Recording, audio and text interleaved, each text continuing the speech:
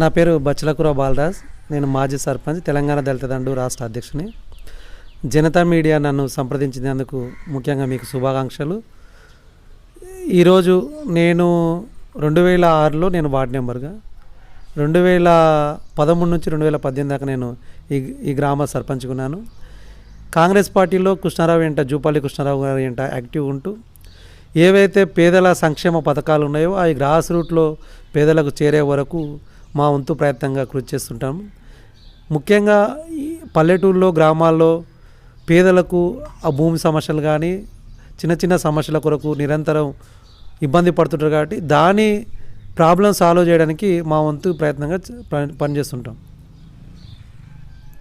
మనం ఇప్పుడు ఈ ఏడాదిన్నర కాలంలో 18 నెలలు పూర్తిగా వచ్చింది. ఈ 18 నెలల కాలంలో కాంగ్రెస్ ప్రభుత్వం పాలన ఎటువైపు వెళ్తుందని చెప్తారు? కాంగ్రెస్ పాలన పేదల వైపు వెళ్తుంది, రైతుల వైపు వెళ్తుంది, అట్టడుగున్నటువంటి ఎస్సీ, బీసీ, మైనార్టీల సంక్షేమం వైపు కాంగ్రెస్ ప్రభుత్వం తీసుకుపోతుంది. ఈరోజు తెలంగాణ రాష్ట్ర ప్రభుత్వం కన్నా ఈరోజు కాంగ్రెస్ పార్టీ ప్రభుత్వము 21,000 కోట్లతోట లక్షలాది మంది పేద రైతులకు రుణమాఫీ చేయడం జరిగింది. అట్లాగే ఈరోజు కాంగ్రెస్ పార్టీ 30 సంవత్సరాల సుదీర్ఘ రాజకీయ ఉద్యమాల పోరాటం ఏబిసిడి వర్గీకరణకు పులి స్టాప్ పెట్టడం జరిగింది. ఈరోజు ఎంతోమంది అట్టడుగున్నటువంటి దళితులు ఏబిసిడి వర్గీకరణ లేకుండా నష్టపోయినటువంటి పేదలకు ఈరోజు వర్గీకరణ ద్వారా లబ్ధి చేయడం జరిగింది. అదేవిధంగా ఈరోజు కాంగ్రెస్ పార్టీ అనేక సంక్షేమ పథకాలు 10 సంవత్సరాల్లో ఒక రేషన్ కార్డు ఇవ్వనటువంటి బీఆర్ఎస్ పాలన కన్నా ఈరోజు మెరుగా ఉందని ప్రజలు అంటున్నారు. నేను కాదు, కాంగ్రెస్ నాయకునిగా నేను కాదు, ప్రజలే అంటున్నారు. ఈరోజు 18 నెలల కాలంలో ఎప్పుడు రేవంత్ రెడ్డి గారు, మా ముఖ్యమంత్రి రేవంత్ రెడ్డి గారు, మా మంత్రివారిలో జూపాలి కృష్ణారావు గారిని ఎక్కడ నిద్రపోతలేరు. 18 గంటలు ఈరోజు ఈ సమాజ శ్రేయస్సు కొరకు ఇచ్చినటువంటి అధికారాన్ని సంపూర్ణంగా పేద ప్రజల కొరకు టైం కేటాయించి వాళ్ళు పనిచేస్తున్నారు. ఓకే సార్, ఇప్పుడు ప్రజల్లో స్పందన ఎట్లా ఉంది? మీ పాలన పట్ల ప్రజల్లోకి వెళ్ళిందా? మీరు చేస్తున్న కార్యక్రమాలు ప్రజల్లోకి డెఫినెట్గా వెళ్ళింది. రేషన్ కార్డు ఎవరికి అవసరము? అట్టడుగున్నటువంటి పేదవాళ్ళకు రేషన్ కార్డు అవసరం. సన్న బియ్యం ఎవరికి అవసరము? డబ్బున్నోళ్ళకి అవసరమా లేకపోతే పేదోళ్ళకి అవసరమా? ఎవరికి రేషన్ కార్డు అందుతుంది? ఈరోజు లక్షలాది రేషన్ కార్డులు ఈరోజు పేద ప్రజలకు అందుతుందంటే అది మా ప్రభుత్వం, రేవంత్ రెడ్డి గారి, ముఖ్యమంత్రి గారి ప్రభుత్వం, కాంగ్రెస్ పార్టీ ఇందిరమ్మ పాలననే ఈరోజు పేదలకు న్యాయం జరుగుతుంది. కాబట్టి అది ప్రజలు ఆలోచిస్తున్నారు. సాధ్యం కానీ హామీలు ఇచ్చి అధికారంలోకి వచ్చారు, ప్రజలను మోసం చేశారు, ప్రజలు కష్టాల్లో ఉన్నారు. ప్రజలు ఈ పార్టీని గద్దెదించి మాకు తిరిగి ఒక 3 సంవత్సరాల్లో మళ్ళీ మేము అధికారంలోకి వస్తామని ప్రతిపక్ష పార్టీలు అంటున్నాయి. దీని మీద మీ కామెంట్? ఈరోజు మీరిచ్చిన హామీలు నెరవేర్చకుండా చేసినందుకే ఈరోజు టీఆర్ఎస్ పార్టీని బొందబెట్టడం జరిగింది. 10 ఏళ్లలో మీరు దళిత ముఖ్యమంత్రి చేస్తున్నారు, చేయలేదు. రిజర్వేషన్ కల్పిస్తున్నారు బీసీలకు. 33% బదులు 23% రిజర్వేషన్ మీరు ఇవ్వడం జరిగింది. అది మొన్న ఎన్నికల ఉడకపోయింది. ఈరోజు కష్టపడి ఈరోజు రేవంత్ రెడ్డి గారి ప్రభుత్వము కేంద్ర ప్రభుత్వాన్ని మెడలు వంచి 42% రిజర్వేషన్ సాధించే క్రమంలో ముందుకోతున్నారు. మీరు దళిత ముఖ్యమంత్రి చేస్తానో చేయలే, 3 ఎకరాల భూమి పంపినన్నారు, చేయలేదు. డబుల్ బెడ్రూమ్ అన్నారు, అల్లుడు వస్తే ఏడవనుకుంటాడు, బిడ్డ వస్తే ఏడవనుకుంటా అని చెప్పారు. ఏ పేదవారికి డబుల్ బెడ్రూమ్ ఇవ్వలే. ఎవరు ప్రజల్ని మోసం చేశారు? అర్థమైంది కదా. మొన్ననే కరుగాల్చి వాత పెట్టి ఈరోజు కాంగ్రెస్ పార్టీ వస్తేనే పేదలకు సంక్షేమ పథకాలు అందుతామని చెప్పి ఈరోజు కాంగ్రెస్ పార్టీకి పట్టం కట్టడం జరిగింది. సార్, ఇప్పుడు గ్రామాలలో ప్రధానంగా మీ గ్రామంలో ఇప్పుడు ఏం సమస్యలు ఉన్నాయి? ప్రజెంట్ యుద్ధ ప్రాతిపదికన చేయాల్సినవి ఏంటి? మా ఊళ్ళో ఒక బ్రిడ్జ్ ఉంది, అది మొన్ననే సార్ కూడా ప్రపోజల్ పెట్టాము. అది కంపల్సరీ రామపురం పసలవాగు బ్రిడ్జి కంపల్సరీ మంత్రి వాళ్ళు జూపాలి కృష్ణారావు దృష్టికి తీసుకుపోయి కంపల్సరీ అది చేస్తాం. దాంతోపాటు ఈరోజు ఒక్కటే మనం ఒకసారి ఆలోచించాలి.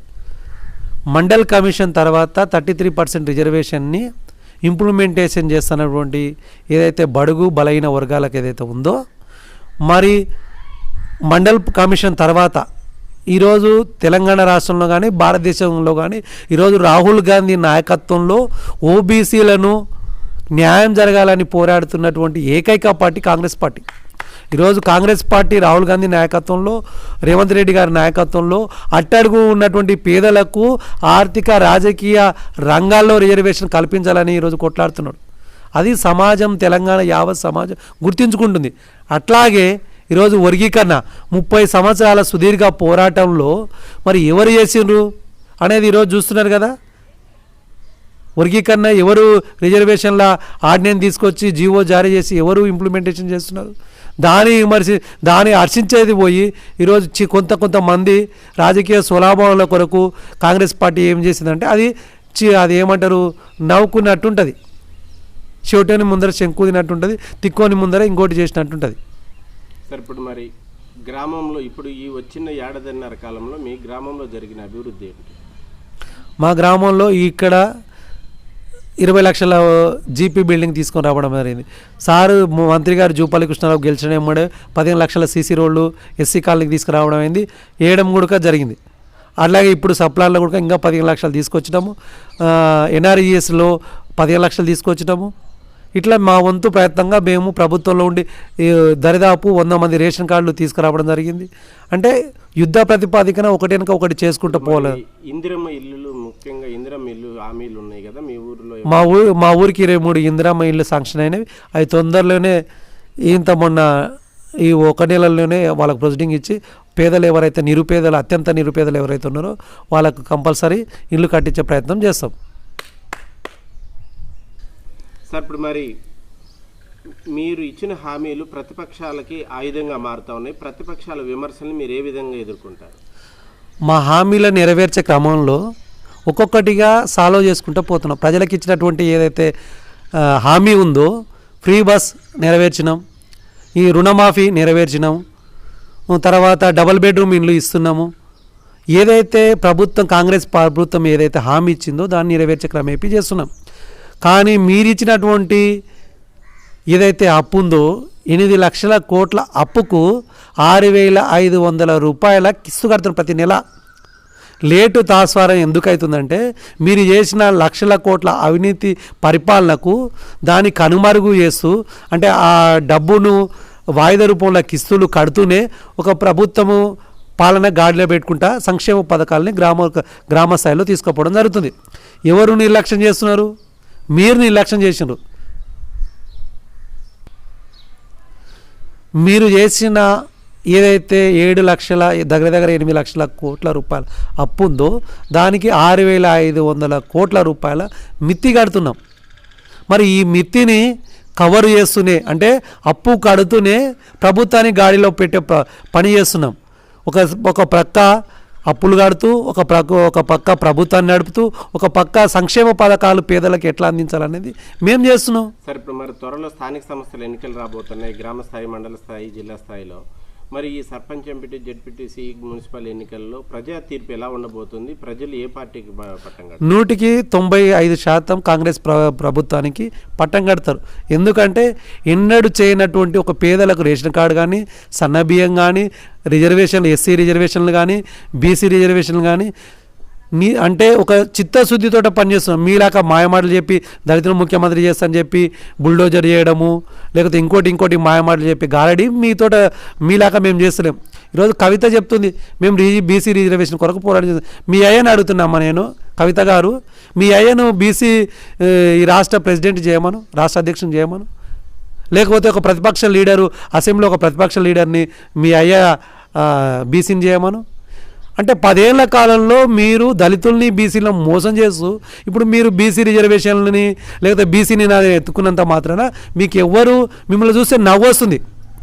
మీ పార్టీని కానీ మిమ్మల్ని కానీ చూస్తే నవ్వుకుంటారు. అరే 10 ఏళ్ల కాలంలో వీళ్ళు చేయలేంది ఇప్పుడు బీసీని ఎత్తుకుంటారు అని సిగ్గుపడుతుంది బీసీ సమాజం అంతా మిమ్మల్ని చూసి. ఒకసారి ఆలోచించుకోవాలి. సార్ ఇప్పుడు మరి మీరు పార్టీకి కార్యకర్తలు ఎంతో కష్టపడి పనిచేశారు, కష్టకాలంలో పార్టీని తిరిగి అధికారంలో తీసుకొచ్చారు. మరి కార్యకర్తల్ని మరి స్థానిక నాయకులు, ఎమ్మెల్యే గారు, మంత్రి గారు పట్టించుకుంటున్నారా? ఎలా స్పందిస్తున్నారు? మా మంత్రి వాళ్ళు జూపల్లి కృష్ణారావు గారు, ఎక్సైజ్ అండ్ పురావస్తు అండ్ టూరిజం శాఖ మంత్రి వాళ్ళు ప్రతి నిత్యం ప్రజలకు అందుబాటులో ఉంటూ గ్రాస్ రూట్లో ఏ సమస్య వచ్చినా నేరుగా కృష్ణారావు సార్ గారికి చెప్పుకునేటువంటి వెసులుబాటు ఉంది. ఏ సమస్య అయితే పరిష్కారం న్యాయబద్ధంగా, అవినీతి లేకుండా ఏదైతే సమస్య ఉందో లేక చట్టబద్ధత ఉందో దాన్ని కృష్ణారావు గారు తక్షణమే పరిష్కరించేటువంటి చర్య తీసుకుంటున్నారు. అట్లాగే ఈ రాష్ట్ర ముఖ్యమంత్రి కూడా ఎవ్వరు చేయలేనటువంటి పనుల్ని 18 గంటల టైం పెట్టుకొని నిరంతరము ఈ వ్యవస్థ కొరకు పనిచేస్తున్నటువంటి మా ముఖ్యమంత్రి గారు ఉన్నారు, మా మంత్రివర్యులు ఉన్నారు, కాంగ్రెస్ పార్టీకి లాయల్టీగా ఉన్నటువంటి కార్యకర్తలు ఉన్నారు. కాబట్టి కంపల్సరీ ప్రజలు ఇచ్చిన తీర్పుకు మేము కష్టపడి గ్రాస్ రూట్లో ప్రజల సంక్షేమం కొరకు పాటుపడతాం. మా మంత్రి వాళ్ళు జూపాలి కృష్ణారావు గారు ఈరోజు ఈ కొల్లాపూర్ని ఒక మోడల్గా ఉండాలని చెప్పి 200 కోట్లతో జెడ్పోల్లో ఇంటిగ్రేటెడ్ హాస్టల్ తీసుకురావడం జరిగింది. అట్లాగే టూరిజాన్ని డెవలప్మెంట్ చేయడం జరిగింది. ఇందులో భాగంగా కొల్లాపూర్కు ఆయన శాయశక్తుల ఎంత అభివృద్ధి కావాలో అంత కన్నా ఎక్కువగా రెట్టింపుతో పనిచేస్తున్నాడు. కొల్లాపూర్ అభివృద్ధి చెందుతుంది. అదేవిధంగా ఇక్కడ ఉడక స్థానిక ఎలక్షన్లో 100% విజయం సాధిస్తాం. అట్లాగే ఈ కేంద్ర రాష్ట్రంలో కూడా కాంగ్రెస్ ప్రభుత్వం ఏదైతే చిత్తశుద్ధితో కులగణన చేసి ఈ పేదలకు ఎక్స్రే తీసి రాజాధికారంలో భాగస్వాములు చేయాలనేటువంటి సంకల్పంతో రాహుల్ గాంధీ గారు ఉన్నారు. ఈరోజు ఓబీసీలకు రిజర్వేషన్ 42% కానీ ఈ అట్టడుగునటువంటి వాళ్లకు భారత రాజ్యాంగం ద్వారా జై బాపు, జై భీమ్, జై సంవిధానం అనే నినాదంతో ఈ దేశంలో ఉన్నటువంటి అట్టడుగున్నటువంటి ప్రజలకు చేయూతనివ్వడానికి ఈరోజు రాహుల్ గాంధీ కర్తవ్యంగా పెట్టుకున్నాడు. అట్లాగే ఈ దేశంలో రాహుల్ గాంధీ ఎజెండా ఏదైతే ఉందో అది పేద ప్రజలకు, ఎస్సీలకు, బీసీలకు, మైనార్టీలకు, ఉన్నత కులాలకు కూడా అది ఆమోదయోగ్యమైనటువంటి నిర్ణయం. కాబట్టి ఈ దేశంలో ఉన్నటువంటి రాహుల్ గాంధీ ఎజెండా ప్రజల్లోకి తీసుకుపోయి దేశంలో కేంద్ర ప్రభుత్వంలో కాంగ్రెస్ పార్టీ అధికారంలో తీసుకురావడం జరుగుతుంది. అదేవిధంగా ఏదైతే రేవంత్ రెడ్డి గారు మా ముఖ్యమంత్రి గారు ఉన్నారో దృఢ నిశ్చయంతో ఏదైతే రిజర్వేషన్లు కానీ సంక్షేమ పథకాలను తీసుకుపోతున్నాడు. కాబట్టి ఇంకా 10 సంవత్సరాలు కాంగ్రెస్ పార్టీ ఈ రాష్ట్రంలో, తెలంగాణ రాష్ట్రంలో అధికారంలో ఉంటుంది.